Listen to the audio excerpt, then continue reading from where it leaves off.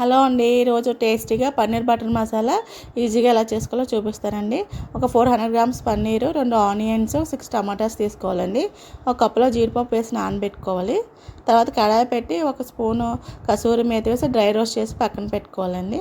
అదే కడాయిలో ఆయిల్ వేసి మనం కట్ చేసుకున్న ఉల్లిపాయ ముక్కలు వేసి ఫ్రై అయిన తర్వాత టమాటాలు కూడా వేసి మగ్గనివ్వాలండి. ఈ డ్రైగా ఉన్నప్పుడు ఈ కసూరి మేతి క్రష్ చేసిన పక్కన ఉంచుకోవాలండి. తర్వాత చిన్న అల్లం ముక్క, ఒక 3-4 యాలకులు, ఈ నానబెట్టుకున్న జీడిపప్పు వేసి మనం మిక్సీలో వేసి మెత్తగా ఫైన్ పేస్ట్ చేసుకోవాలండి. ఇందులో వెల్లుల్లిపాయ అవసరం లేదు. తర్వాత కడాయి పెట్టి బటర్ వేసుకొని అందులో కారం వేసి ఫ్రై అవ్వాలండి. అది వేగిన తర్వాత పేస్ట్ చేసుకున్నది వేసి వేగాలండి. తర్వాత అందులో వాటర్ పోసి అది మరుగుతుండగా మనం కట్ చేసుకున్న పన్నీర్ వేయాలండి.